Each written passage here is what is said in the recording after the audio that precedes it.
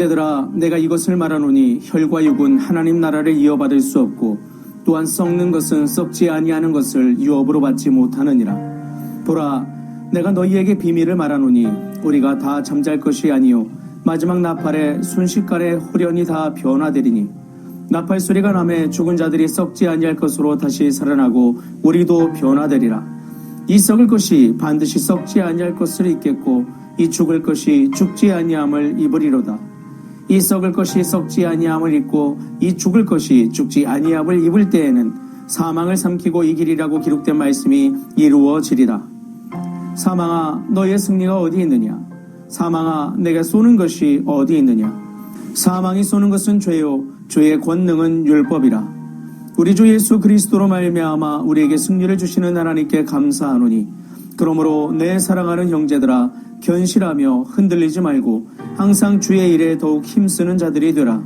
이는 너희 수고가 주 안에서 헛되지 않은 줄 알미라. 아멘. 안녕하세요. 데이바이블 조용재 목사입니다. 사람들은 대부분 자신이 그리고 바라보는 미래를 향하여 그렇게 일상을 살아갑니다.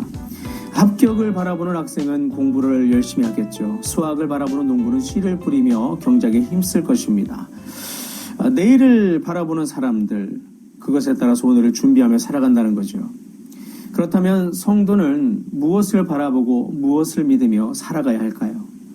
오늘 본문에서 바울은 우리에게 그 점에 대해 분명하게 말하고 있습니다. 성도는 부활을 바라보고 믿으며 살아가는 사람들이다. 이것을 분명하게 말하고 있죠. 그리고 그 부활의 소망은 단순히 죽음 이후의 위로가 아니라 오늘을 살아가는 힘이라고 말하고 있습니다. 고린도 교회 안에는 부활에 대해 의심하는 사람들이 있었습니다. 그들은 예수님의 부활뿐 아니라 성도들의 부활에 대해서도 의문을 품었었죠.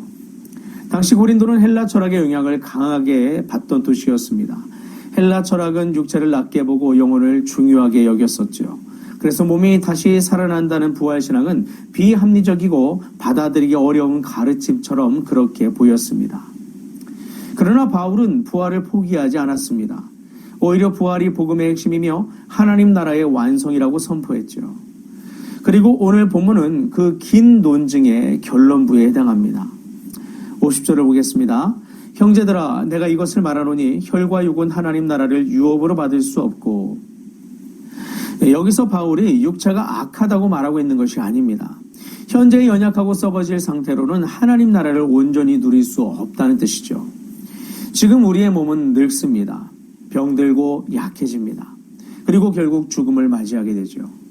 그러나 하나님께서는 그것으로 끝내지 않으십니다. 바울은 다시 말합니다. 우리가 다 잠잘 것이 아니요 마지막 나팔에 순식간에 변화되리라. 여기서 변화되리라 라는 말이 중요합니다. 성도의 미래는 소멸이 아닙니다. 변화이고 멸망이 아닙니다. 영광입니다.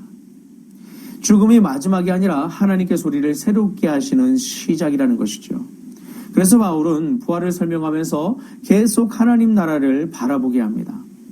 부활은 단순히 죽은 사람이 다시 살아나는 사건이 아니라는 것이죠. 하나님 나라가 완성되는 사건임을 분명히 합니다. 죄와 죽음이 끝나고 하나님의 통치가 온전히 드러나는 순간인 것이죠. 그래서 바울은 54절부터 승리의 선언을 이렇게 외칩니다. 사망을 삼키고 이기리라. 사망아, 너의 승리가 어디 있느냐? 사망아, 내가 쏘는 것이 어디 있느냐? 사망은 인류의 가장 큰 원수였습니다. 아담 이후 모든 사람을 두려움 가운데 묶어두는 존재였죠. 그러나 예수 그리스도께서 십자가에서 죄를 해결하시고 부활하심으로 죽음의 권세를 깨뜨리셨습니다. 그래서 바울은 승리를 이렇게 노래합니다. 우리 주 예수 그리스도로 말미암아 우리에게 승리를 주시는 하나님께 감사하노니.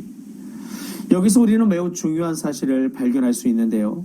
성경은 승리를 이야기한 뒤에 현실을 포기하라고 말하고 있지 않다는 점입니다. 세상을 떠나라고 하지 않습니다. 아무것도 하지 말고 종말만 기다리라고 하지도 않습니다. 오히려 정반대의 말씀을 하고 있죠. 58절입니다. 그러므로 내 사랑하는 형제들아, 견실하며 흔들리지 말고 항상 주의 일에 더욱 힘쓰는 자들이 되라. 이것이 고린도전서 15장의 결론이고 어떻게 볼 때 고린도전서 전체의 결론이라 할 수 있습니다. 바울이 지금까지 부활을 길게 설명한 이유가 바로 여기에 있다는 것이죠. 부활의 소망은 현실 도피가 아니라 현실 속 충성으로 나타나야 하기 때문입니다. 마태복음 24장 기록된 예수님의 말씀을 주목해 보겠습니다. 그때 주님은 종말을 말씀하시며 밭에서 일하는 사람과 맷돌을 가는 사람의 비유를 말씀하셨었죠. 한 사람은 데려감을 당하고 한 사람은 남겨집니다. 그런데 중요한 것은 그들이 무엇을 하고 있었느냐 하는 점이죠. 그들은 산속에 숨어 있지 않았습니다. 맡겨진 삶을 살아가고 있었죠. 주님은 종말을 기다리는 성도들에게 현실을 버리라고 말씀하고 있지 않으십니다. 오히려 맡겨진 삶에 최선을 다해 충성하라고 말씀하시죠. 그런데 역사 속에는 부활과 종말을 잘못 이해한 사람들이 있었습니다. 이단들은 종종 말하죠.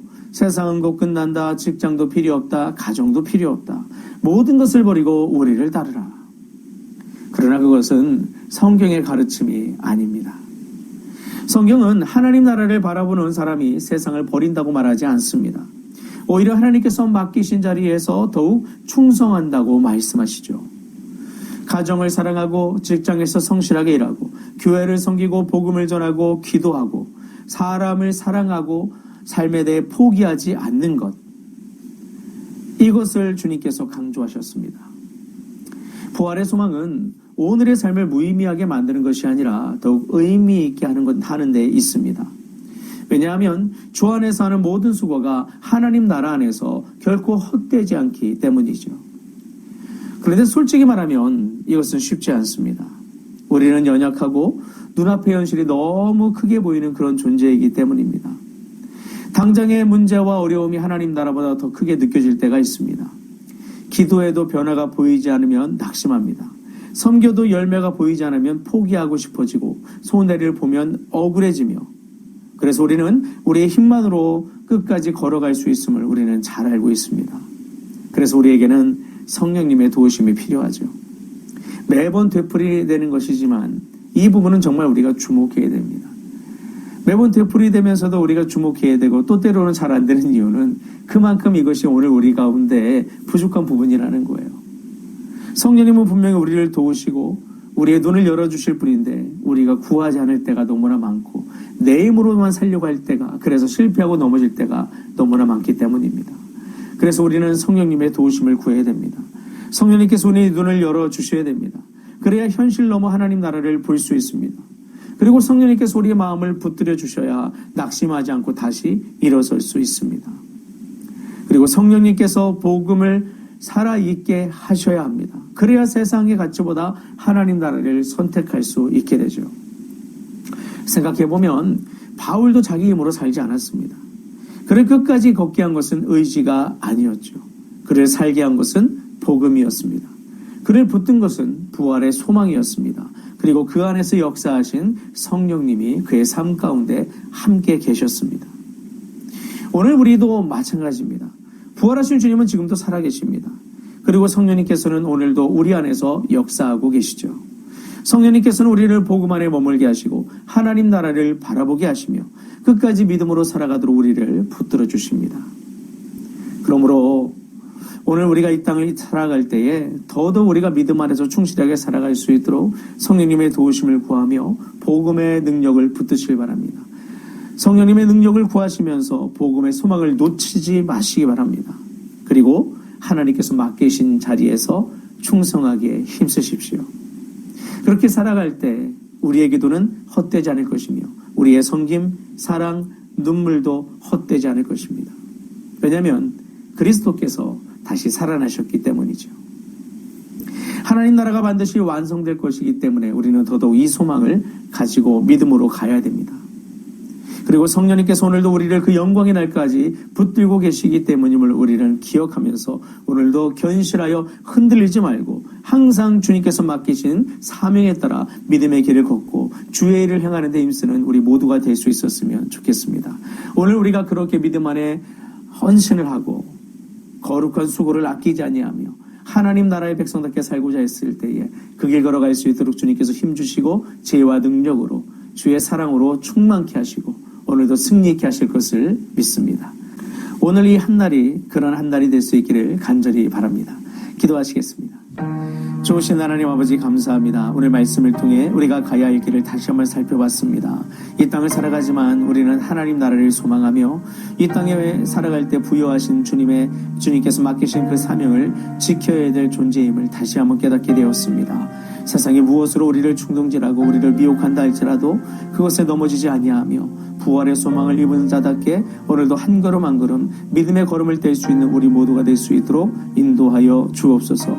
끝까지 예수 그리스도를 믿는 믿음 안에서 견실하고 흔들리지 아니하며 주의 일에 충성하여서 훗날 주님 만났을 때에 잘했다 착하고 충성된 종아 칭찬받을 수 있는 그렇게 주님의 즐거움에 참여할 수 있는 우리 모두가 되게 하여 주옵소서. 이 한 날을 그런 날로 살아갈 수 있도록 성령님 우리를 도우시고 붙들어 주옵소서. 감사드리며 주 예수 그리스도의 이름으로 기도합니다.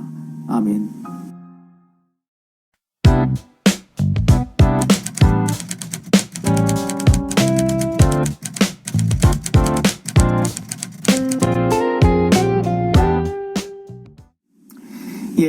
오늘도 늘 우리와 동행하시며 우리에게 세임과 능력과 지혜를 주시는 주님의 도우심을 힘입어 주님께서 맡기신 일에 충성하며 주님과 동행하는 한 날 되시기를 주님의 이름으로 축원합니다. 주님 안에서 사랑합니다. 그리고 축복합니다.